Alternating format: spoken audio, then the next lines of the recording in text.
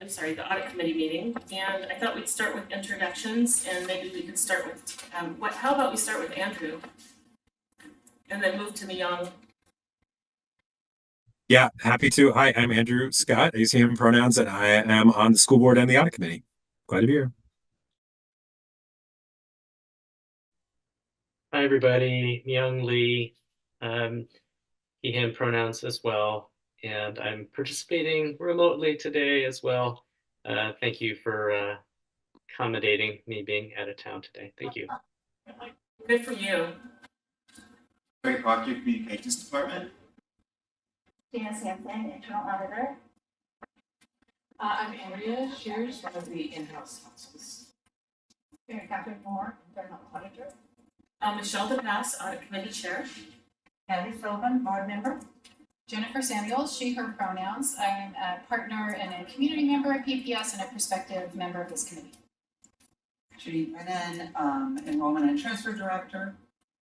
Donald Keekham, I am the Chief Technology Officer for schools. Caroline Zabakowski, she, her pronouns, and I'm a community member of the audit committee. Jay or JC, I am the Student Body Funds Coordinator, Accountant Analyst. Kara Bradshaw, Executive Assistant. Excellent. So I'd like to move our one item up on the agenda, and that's the discussion of a community member positions on the audit committee. So in September of the September 2023 audit committee meeting, we considered the appointment of community member Jennifer Samuels to the audit committee. And in advance of the September 2023 audit committee meeting, we circulated Ms. Samuels' letter of interest and resume with audit committee members. And although it's been the practice of PPS to appoint 2 community members to the audit committee, in that meeting, we became aware that the PPS policy, its board policy 1.60.040, district performance auditing, was silent on the inclusion of community members on the audit committee. So that's just something that we found during September of 2023. At the September 2023 audit committee meeting, we asked PPS's internal auditor, Janice Hansen, to work with the policy committee to update the policy to include the role of 2 community member positions on the audit committee and include a conflict of interest paragraph. And we did that because there's great value to having people that are outside of the district or, tangentially related, through kids or, just it's great to have volunteers from the community on this committee. It helps it do its work better. And in the December 2023 audit committee, PPS's internal auditor brought the proposed updates to the policy to the audit committee. And in the PPS board meeting on January 9th, 2024, the PPS board approved the updates to the policy via board resolution 6815. So now that we have the policy updated, I'd like to formally propose the addition of Jennifer Samuel to fill the open community member position on the audit committee. And thank you for showing up, because it's a beautiful line. I'm sure you could be doing something else besides audit committee work. So we circulated Ms. Samuel's resume in advance of the September 2023 audit committee meeting, but it's been a while. So I'm going to pull some highlights of Ms. Samuel's PPS volunteer committee participation and partnership experiences that reflect her long-term support of PPS. Ms. Samuels is the mother of 2 students who both graduated from Grant High School. Yay. In 2015, she was invited by the superintendent to provide feedback by an ad hoc committee on the biennium budget allocation process. From 2014 to 2016, she was invited by PPS leadership to participate in the development of literacy and curriculum plans. From 2013 to 2017, she led and co-led a collective impact project in PPS, the Read Together initiative. But we're going to keep going. And in 2020-2022, she was appointed by the PPS board to the Community Budget Review Committee. We're almost done. And that's not even a complete list of all the ways that Ms. Samuel has supported PPS over the years. I'm sure you've all also baked cupcakes and gone on field trips and been on PTA that's not listed here. So I want to thank you for your ongoing support to PPS, and also just thank you for remaining committed to joining the audit committee. It's taken us a while to get here while we got the policy updated. So in order to appoint Ms. Samuel to the audit committee, the current audit committee needs to vote to refer Ms. Samuel to the full board for appointment. Is there any discussion or comments? Accolades are okay too? Just thank you for waiting. Policies take a while. All right, I would like to, the audit committee to vote to refer Ms. Samuels to the full board for appointment. What we're doing is voting it out of this committee to the full board. And then So moved. Yes. Second, okay. All those in favor, say aye. Aye. Yeah. Hi. Great. So thank you, everyone. That was a little awkward. But we got it. We'll move it to the full board, and I'd like to ask Ms. Hanson to work with the board manager, Ms. Powell, to submit the appointment of Ms. Samuels to the audit committee to the full board for approval.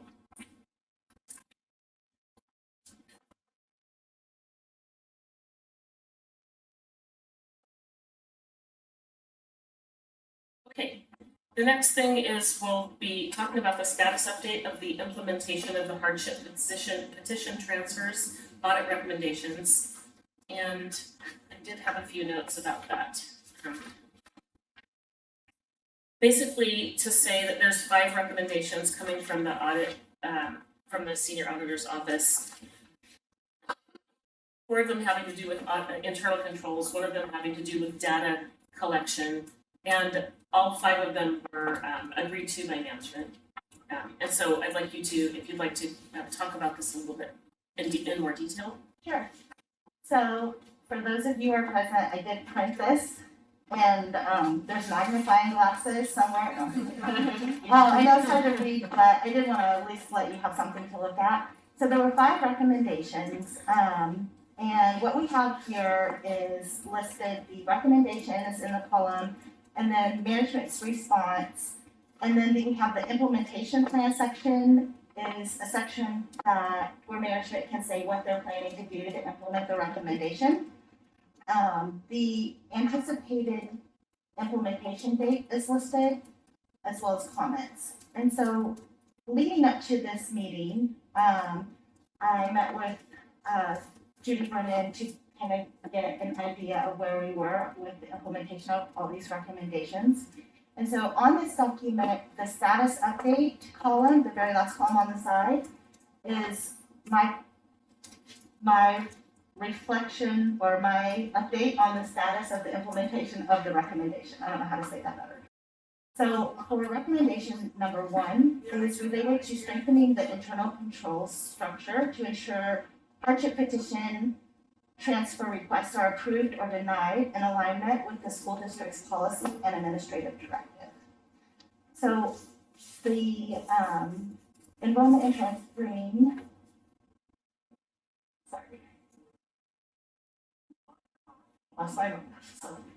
they work to do a policy and administrative directive update. And I reviewed that, and the administrative directive creates a category for open enrollment, which is excellent. So I think by creating the open enrollment category, it's really going to make the process a lot more transparent. So they have definitely made some progress on this one. In order for me to confirm this is fully implemented, I need to do some slot testing of hardship petition transfers that have come in. But I don't want to do that until all the recommendations are ready, so that's why I just listed it as in process.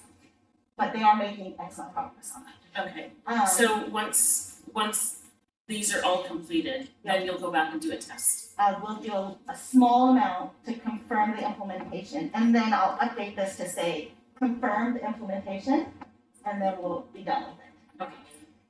So for recommendation number 2 is to strengthen internal controls related to supporting documentation. And there was a little bit of misunderstanding about what supporting documentation is necessary to be retained. But we got that cleared up in the last couple of weeks, and so now everybody's on the same page about what documents need to be retained and, they're working on getting that, process and procedure valid. For number 3, Can I ask a question on that? yes, That was, they were changing their system, right? Changing their. no, that is related to number 5. You know, just one of them too. All right, so then recommendation 3 is to establish and implement internal controls that will ensure the determination of available space is on a standard set of criteria. So I listed this one as outstanding because we don't have anything in writing yet.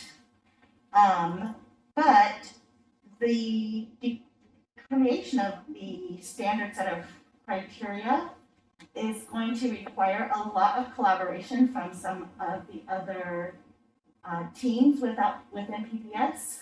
And so it's not going to be a quick fix, and I know that Judy's working on getting it implemented.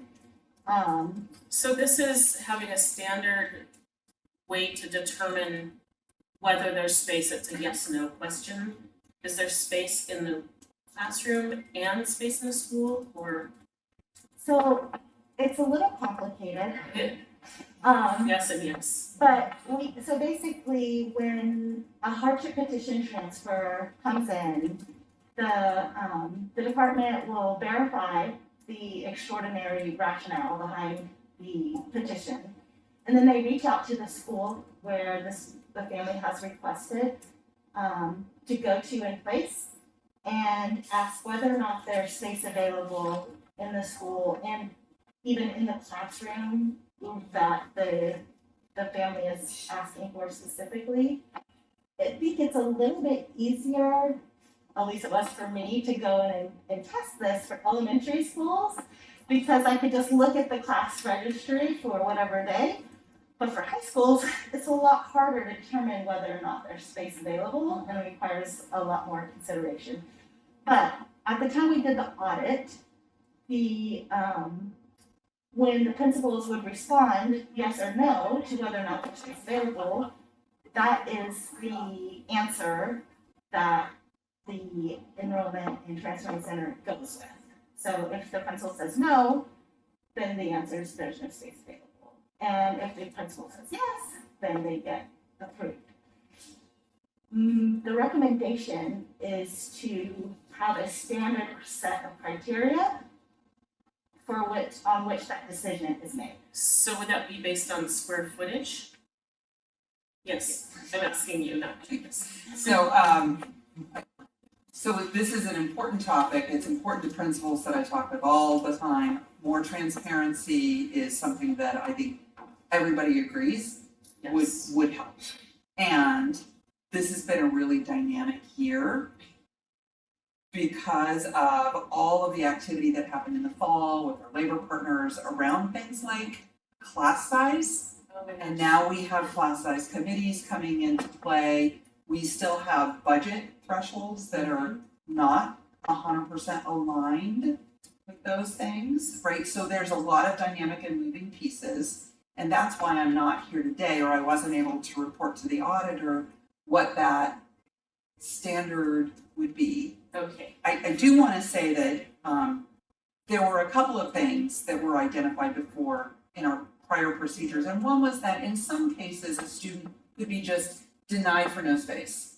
There's no space in the school, you're denied. In other cases, they could be added to a wait list. And the auditor found that it appeared that we weren't always consistent and it wasn't clear why those two things would happen. The first step that we were able to take is say then, we're just going to put everybody on a wait list. We can do that consistently. So at this point, using our new software system, everyone who applies and meets the hardship criteria. Now, if we find that it's not a hardship, then they're not added to a wait list. Okay. But if it is, and there's space, they get approved. If it's not, they're on a wait list. So we can keep track of who's asking, how long they've been there, and continue to work with schools to see, well, this class size, are you holding because you think you have a new apartment building? Heard this from our principal yesterday. Yes. New apartment building in your neighborhood, you want to hold on any more transfers until after the start of the year. Okay, here's our wait list and we're prepared to do that. But we know it's not consistent yet. We know we need RAA and Office of Schools and probably other stakeholders to be at the table. And it's just not been a year where it was possible to achieve that. So look for that to come forward in 24-25. Okay, thank you, appreciate that. So for number 4, in reflection, I wish I would have written this recommendation a little bit better because it's pretty close to recommendation 1. So, for the purposes of this meeting, we're just going to move on. We're not gonna really discuss it because I need to work with Judy to make sure I clarify what it is that I'm talking about in that recommendation.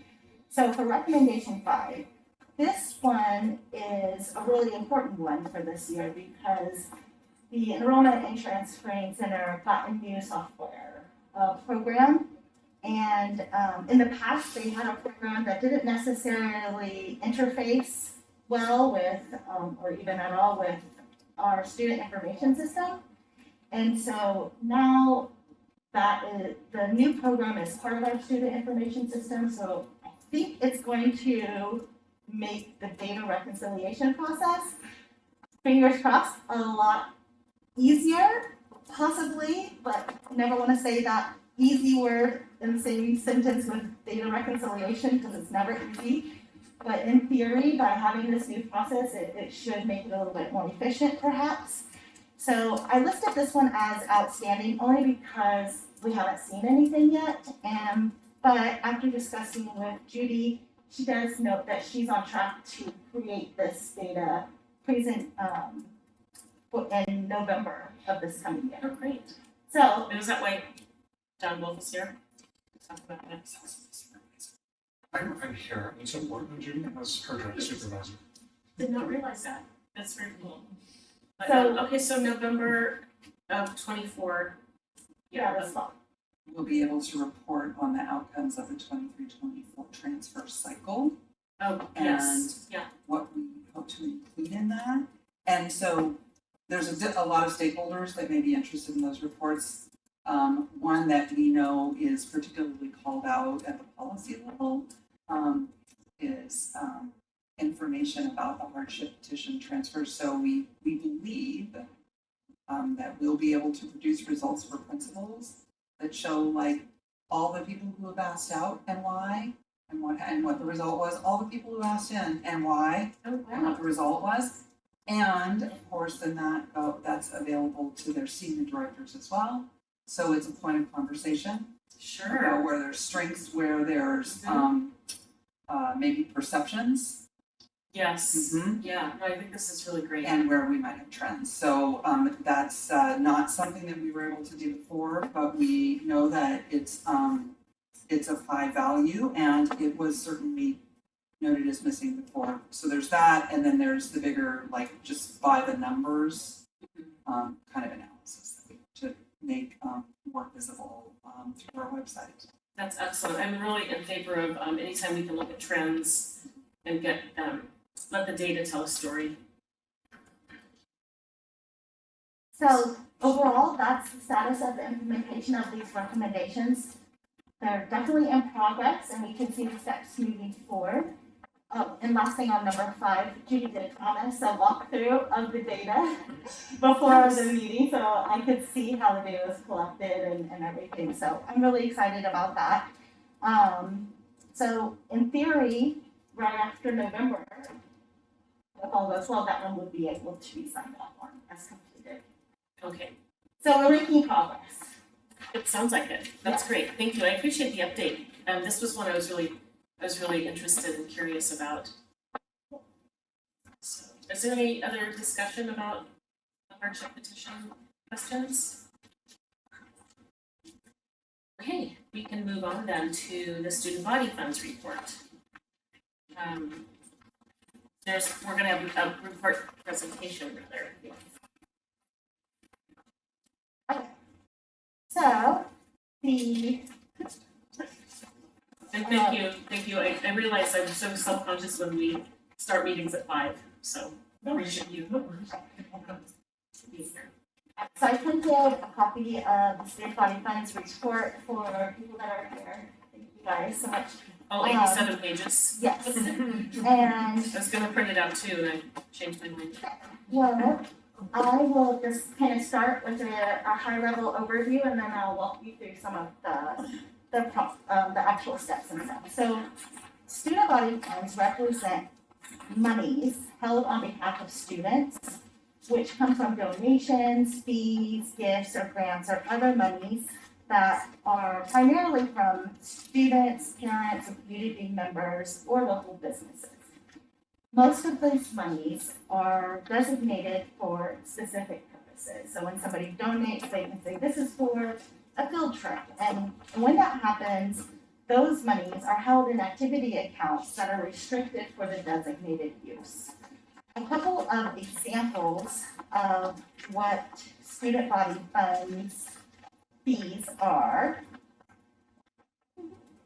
Bear with me, what I just had it.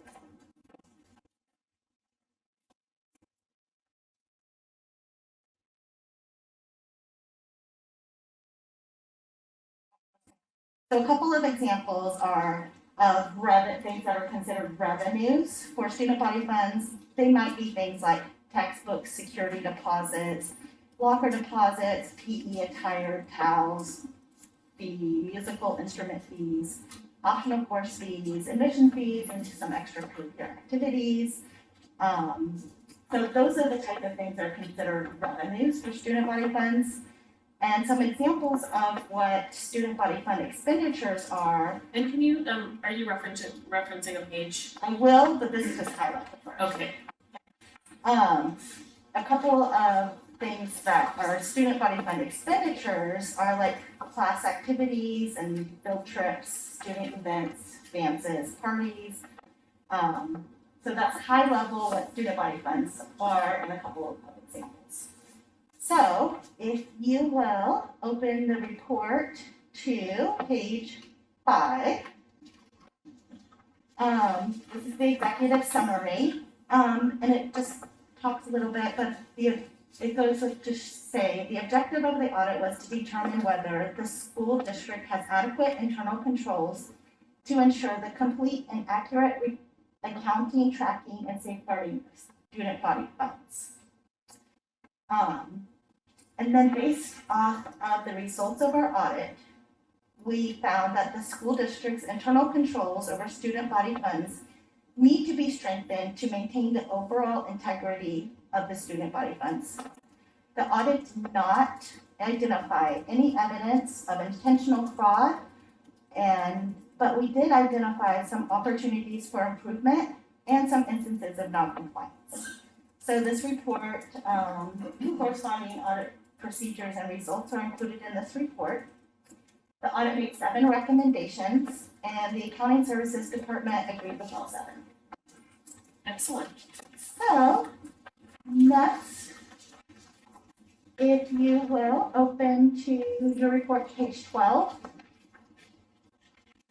So what we did is we picked 8 schools. We couldn't go to all of them, but at those 8 schools, we did a deep dive into all of the student body fund transactions at that school over the course of the entire year that we audited, which was the 2021 school year. And I want to note on those 8 schools that there was a mix of like a Title I school, comprehensive support. And We did. We tried to so get. it was a diverse mix of school types. That's what I was getting at.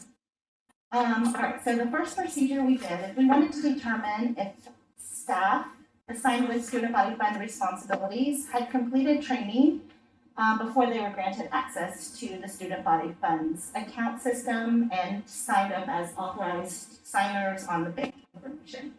And also whether or not their access to those 2 things was terminated timely, if they leave employment with PPS or if they transfer to a different department and they no longer have these responsibilities.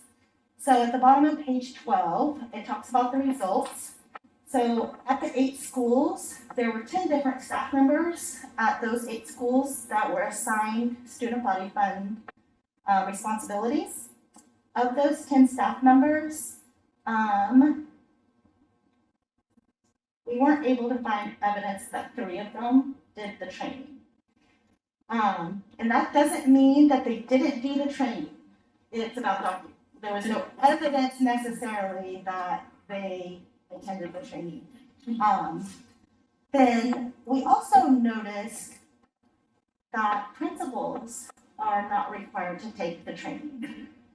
And that was very surprising to me, but it's, so you can see the corresponding recommendation at the top of page 13 that talks about, we recommend that they require student body fund training is completed before granting access to the student body funds account and having them be authorized signers. And we wanted to be very specific to put in the recommendation. We recommend accounting services department require all staff, including principals, with student body fund management and oversight responsibilities to complete the student body fund training. And one thing that I really consider related to this recommendation is the best use of a principal's time. I'm sure principals have many other things to do other than take trainings related to student body funds. So I wanted to try to provide the accounting services department with some ideas on how to implement this recommendation. So in the report, the last 2 pages of the report is Appendix F. It's called Recommendations for Consideration. And so in here, we have the recommendation listed and then some additional recommendations for them to consider.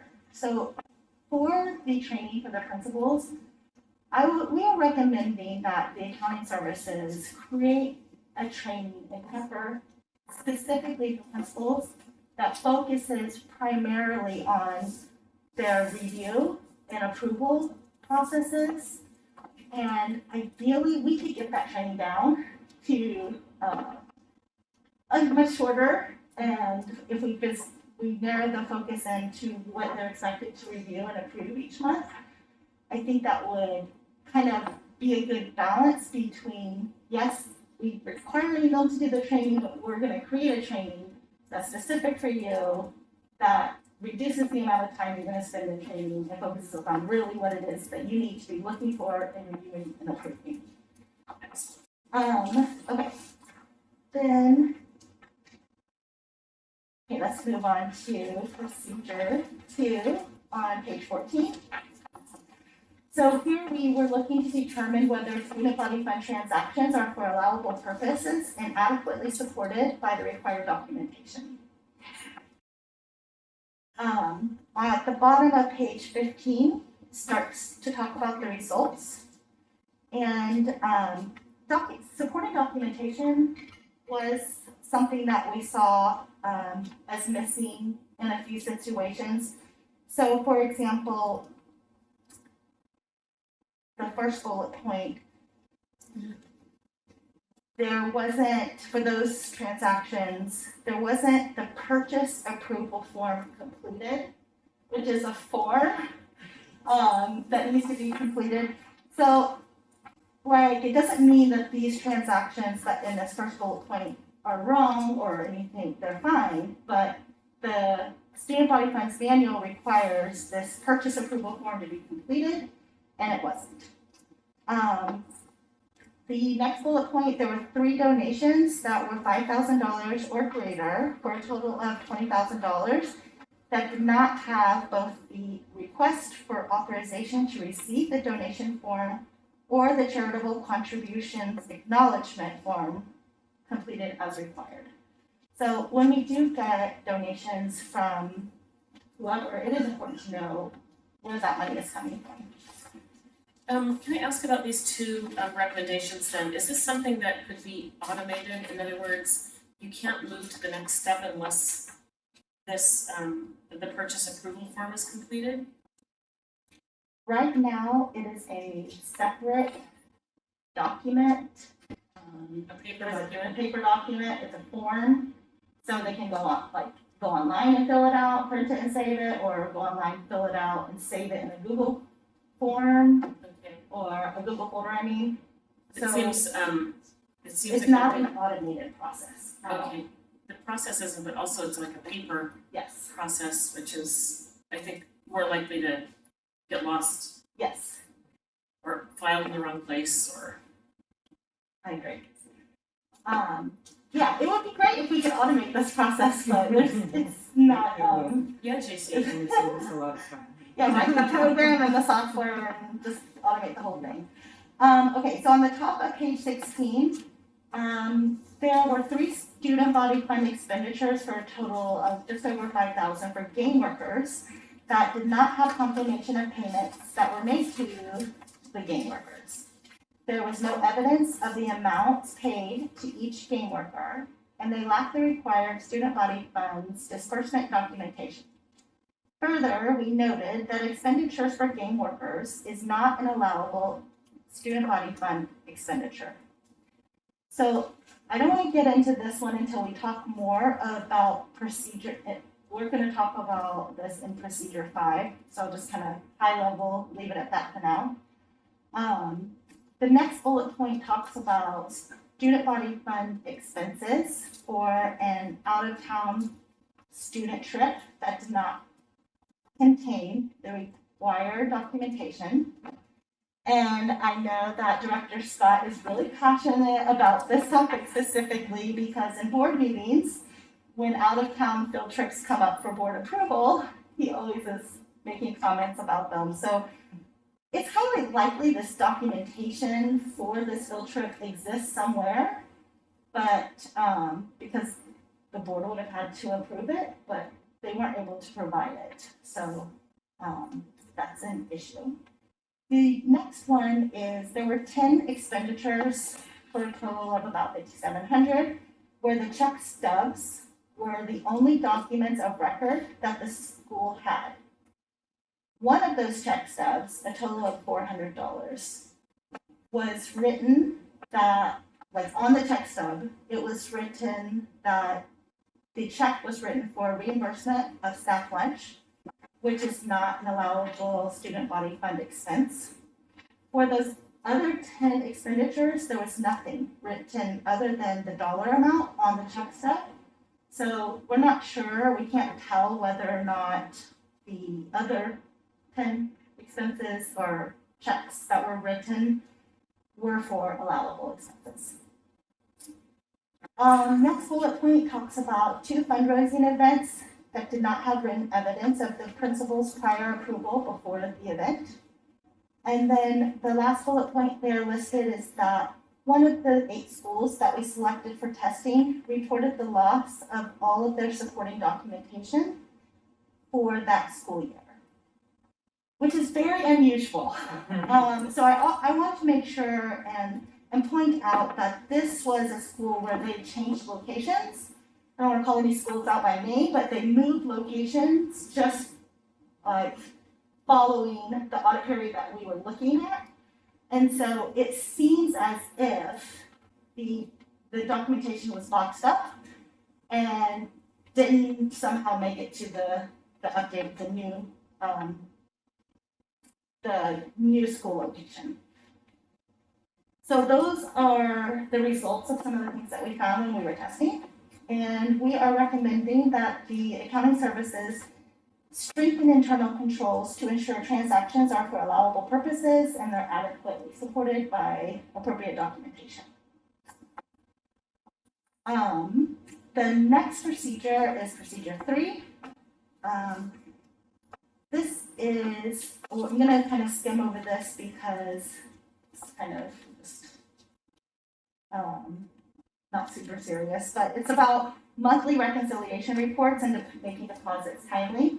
Both of those things are super important, and we did find a few instances where some of the deposits were a little bit late, not super late, maybe a day or 2 late, so that's great that they are getting them in pretty timely. And then for the monthly reconciliation reports, we found 4 of the 96 that we tested were not reviewed and approved by the principal. So it's really important that the principal is trained on what the expectation is, because reviewing and approving, I mean, they're the budget holder and the ultimate responsibility for the accountability of these transactions. So in theory, if a check stub is written for staff lunch, the principal should catch that in their monthly review procedures and say, oh, this isn't allowable, we need to fix this situation. So it's really important to make sure that the principals are trained and that they're doing the review of the monthly reconciliation report each month. Then for procedure 4 is to determine whether the student body funds district review provides adequate oversight of the student body funds to ensure complete and accurate accounting, tracking, and safeguarding of student body funds. So in this long report, if you will flip to page 66, this is in the student body funds manual. This is what the accounting services department says that they will do. And this is an excellent document. I found it awesome. So it says student body funds reviews are conducted using a risk-based approach. The frequency of review for a particular school is based on several risk factors and is established annually to give particular attention to schools with the following. And then it kind of lists some risk factors for schools. So I really like what they're doing. I think the risk-based approach is great. The problem is that the district has not performed these procedures since the 2021 school year. So if I hear with the accounting and services department and their response, they talk about having had 2 FTE and now they have 1 FTE. And I mean, in the foreseeable future, I don't necessarily see the likelihood of increasing staff. So I think it's really important to take a look at these procedures, specifically the student body funds district review, and still complete them, perhaps at a lower level. But instead of discontinuing this practice, because this is probably the best way to provide oversight for these, but the accounting services department doesn't need to go to every school every year. The risk-based approach is the right approach, and perhaps instead of planning to do 10 schools, maybe they could do 5 or something like that. And so the recommendation is that they do pick this procedure back up. And I know they did agree with the recommendation to start performing these, but they also mentioned the reduced FTE. So I think that there's an opportunity to reduce the number of schools that we go to, but still do some that would provide a better amount of oversight. Hopefully that makes sense. Yep. Okay, the recommendation 5 is to determine whether the student body funds policy, administrative directive, student body fund manual, and training materials contain adequate instruction and they're reviewed and updated as necessary. So if you go to page 23, mid-page, you can look at the results. The results are, I'm going to summarize this. The results are that the policy administrative directive are very, very high level, 2 paragraphs, which is okay. It doesn't necessarily, the process and procedures don't necessarily have to be placed there, but they need to be somewhere. So the policy and administrative directive, which are both very short and high level, do not provide like the very specific instructions on how to do student body fund oversight and management. However, in combination with the student body funds manual, which is included as an appendix, the manual is excellent and the training is excellent. So instead of having the the actual procedures documented in the administrative directive. They do it in the student body funds manual, which is great. Wherever it is, it doesn't matter necessarily, it's just that it is listed somewhere. So overall, all of those things in combination, we found were great. They provided the appropriate level of instruction and guidance on how to do things. And with the exception of one thing, which is the thing I wanted to bring up from the prior procedure 2, related to the game workers. What we found is that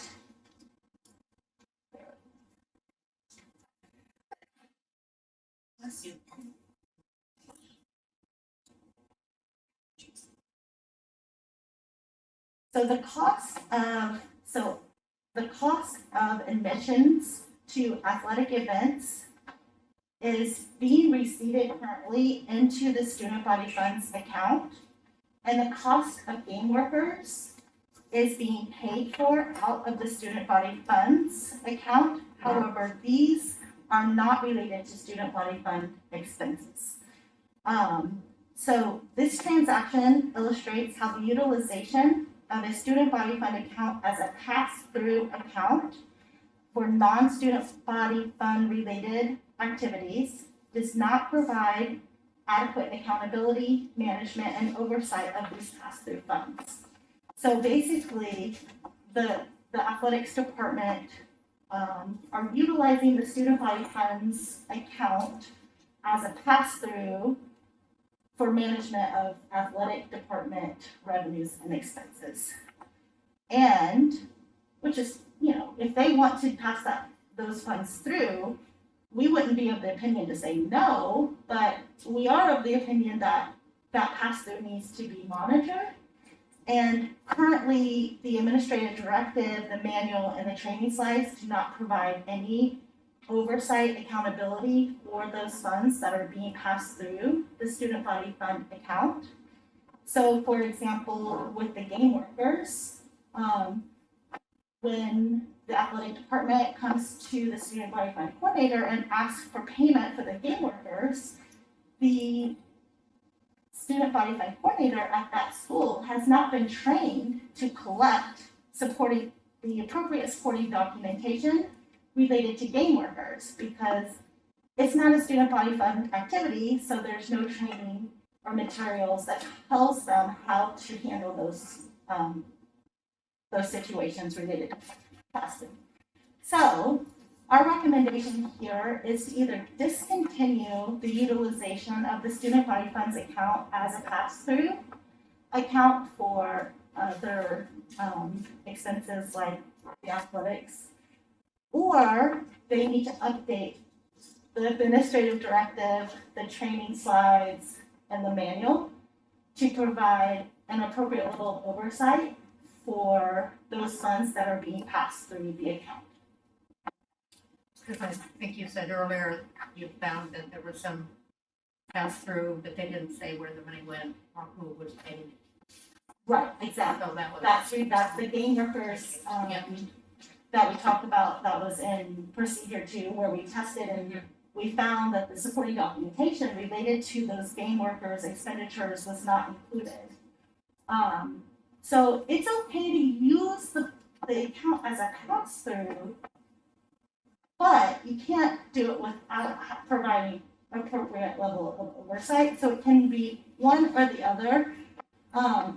In reality, I can see that it's probably easier for the athletics department to continue to utilize it as a pass-through, to pass it through.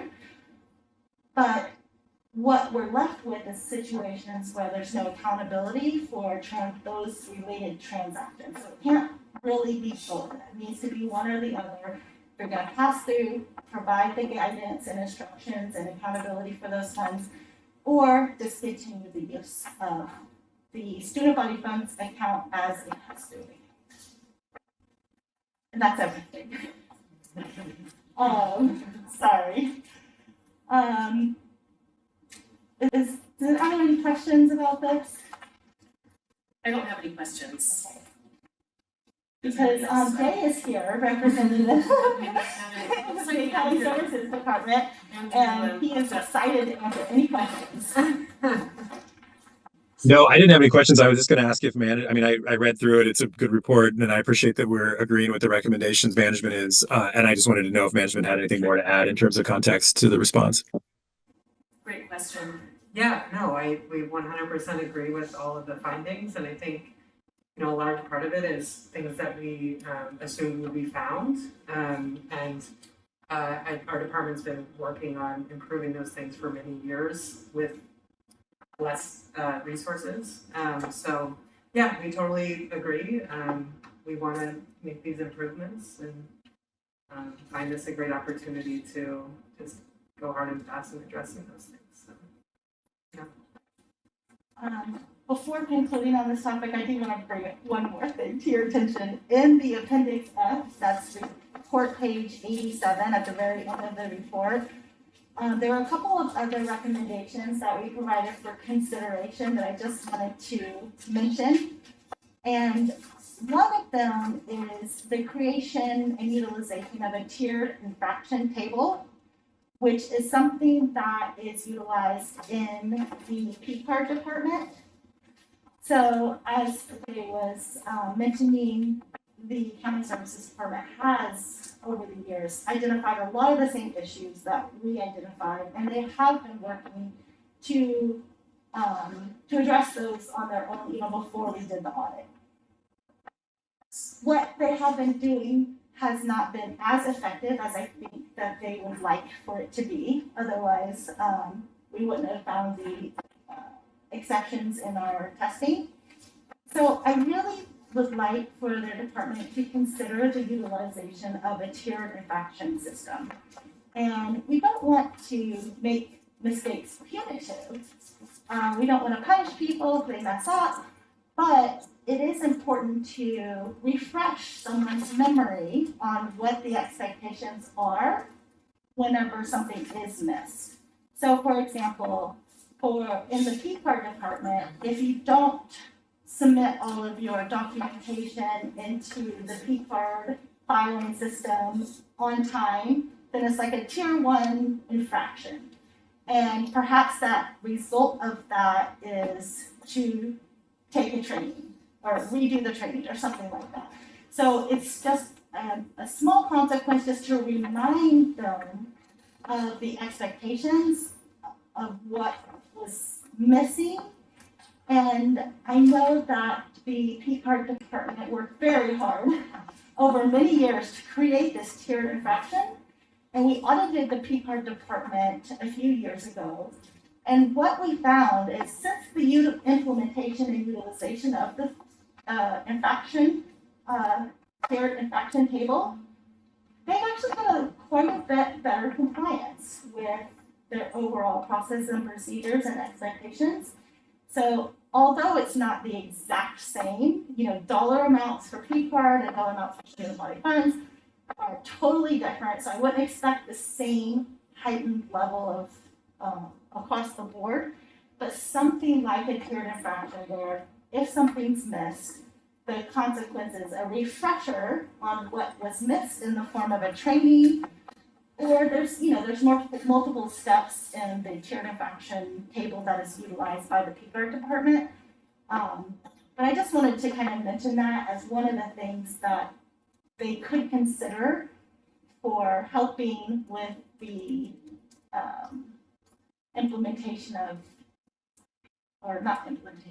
with the consistency of getting everything that they're supposed to get when they're supposed to get it. I'm not sure the right, but definitely not punitive. We don't want to do that. Another recommendation for consideration in here that I wanted to point out is also we want to recommend that the Accounting Services Department allow principals to utilize a proxy for all of their pre-approval items. So right now, if a transaction is over $500, the principal has to pre-approve the transaction. And again, that is on a written form that is either typed in and printed and has the principal signed, or e-sign, and maybe they email back and forth to approve it, but that needs to be done before the purchase can be made. And at some of the high school, we found those transactions are taking place multiple times a day. And so having the principal do a pre-approval for all of those transactions is really inefficient. So we're recommending that they increase the dollar amount for the pre-approval. Instead of requiring a pre-approval at 500, that they increase it. We didn't say exactly to how much, but maybe 750 or maybe 1,000, depending on, we don't want a pre-approval form to be required on every single transaction. It's supposed to be for transactions that are higher than normal. Okay, so maybe could we work with the accounting department to identify what that right-sized dollar amount would be? I want to do a time check because we've got 7 minutes left and 2 more agenda items, and I want to be mindful of everybody's time. And so we have 2 more things. One is a status update from the Office of Internal Performance Audit. This will be very quickly. So last year in this meeting, I provided the annual audit report, and the policy says I need to do it at the beginning of the fiscal year or within 90 days of fiscal year end. So I really need to do it in September. So I'm not providing it today, but I will do it in September. Last year was the first year I created the annual report because I had to have something to report on. But now we have it, and you will get it in the fall. I want to be aligned with the policy because I am an auditor. So just FYI, you guys will get that, and the policy says within 90 days of fiscal year end, so you'll get it in September. And we only have one more update, and that's on the performance evaluation for the senior auditor. And Patty and I will be getting together tomorrow to work on that. And I've got an extension, by the way, to turn that in. So it was due tomorrow, and we were going to start working on it tomorrow. I didn't want to be too rushed. So I want to do a really thoughtful job, and but we'll start that work tomorrow, and we'll wrap it up within 10 days to no later than 2 weeks. Awesome. And I think that's all, unless, do we have anything, Myung or Andrew? No, the only thing, thanks for all that. And I thanks again for the audit on the student funds. And I guess I appreciated the work and the recommendations and the follow-up. And I kind of wanted to amplify a little bit what staff said. It's always worth pointing out, these are things that take administrative dollars to do well. And so when we talk about how we do this and the training and all the things that are needed, I just want to point out, when we talk about, the budget and constructing the budget and where we're going to take cuts from, these are the kind of things that can suffer if we're not careful about where we are making budget reductions. So that would be my final comment. Otherwise, good meeting. Thanks. Excellent. Thank you. I appreciate that. That's all true, what Andrew said. All right. I think we're adjourned then. Thank you, everyone, at 5:55. Your 5 minutes then.